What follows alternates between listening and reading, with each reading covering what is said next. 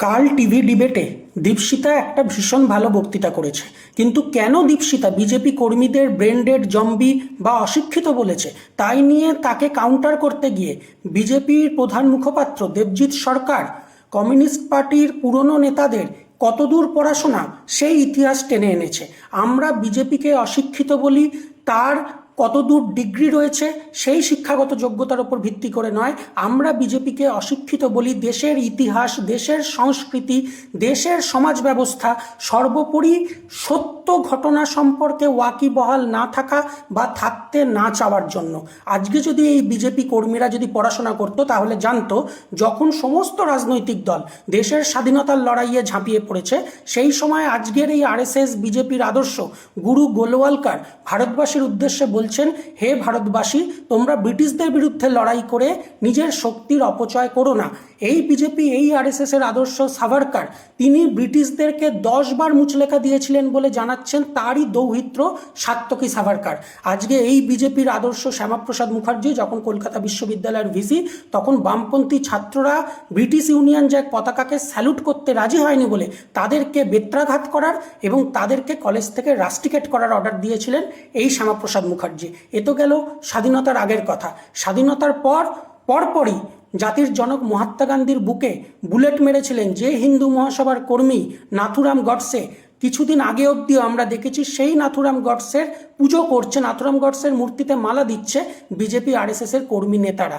এই ইতিহাস জানার পরেও এবং তার পরবর্তীকালে 2007 সাল সমঝোতা এক্সপ্রেস বিস্ফোরণ, সেই বিস্ফোরণে আমরা দেখলাম এনআইএ তদন্তে প্রাথমিকভাবে অভিযুক্ত হিসেবে লস্করি তৈবা এবং অভিনব ভারত নামে সংগঠনের নাম উঠে আসছে। যে অভিনব ভারত নামে সংগঠনের নাম উঠে এলো তার নেতৃত্ব হচ্ছে স্বামী অসীমানন্দ, সুনীল যোশী, যারা গ্রেপ্তার হলো।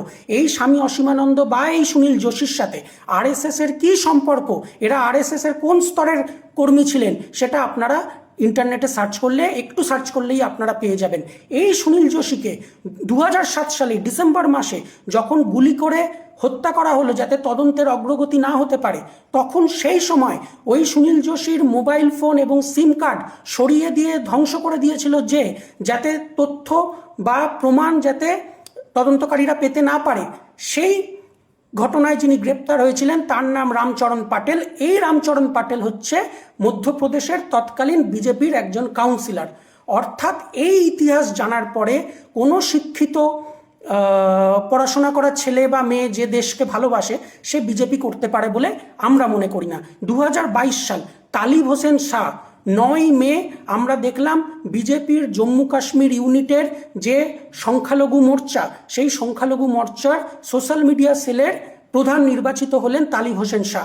সেই তালিব হোসেন শাহ ওই বছর 3রা জুলাই দেখলাম লস্করি তৈবার যে একাধিক জঙ্গি যখন গ্রেপ্তার হচ্ছে সন্ত্রাসবাদী আক্রমণের জন্য বা সন্ত্রাসবাদী পরিকল্পনার জন্য, তখন সেই লস্করি তৈবার যে কয়েকজন গ্রেপ্তার হলো তার মধ্যে রয়েছে এই বিজেপির আইটি সেলের নেতা তালিব হোসেন শাহ। সুতরাং এই ধরনের দেশবিরোধী কাজকর্ম স্বাধীনতার আগে এবং স্বাধীনতার পরে এই ধরনের দেশবিরোধী কাজকর্মের সাথে যুক্ত যারা, সেই সংগঠনের সাথে কোনো শিক্ষিত পড়াশোনা করা ছেলে মেয়ে যুক্ত হতে পারে বলে আমরা বিশ্বাস করি না। এই কারণেই আমরা মনে করি যে যারা এই ইতিহাস থাকার পরেও, আরএসএস বিজেপির এই ইতিহাস থাকার পরেও যারা অন্ধভাবে এই আরএসএস বিজেপিকে সমর্থন করে, তারা অশিক্ষিত, তারা পড়াশোনা করে না, তারা দেশের ইতিহাস, দেশের সংস্কৃতি, দেশের যে সমাজ ব্যবস্থা, সর্বোপরি যে প্রকৃত সত্য সেটা সম্পর্কে তারা জানে না, জানতেও চায় না।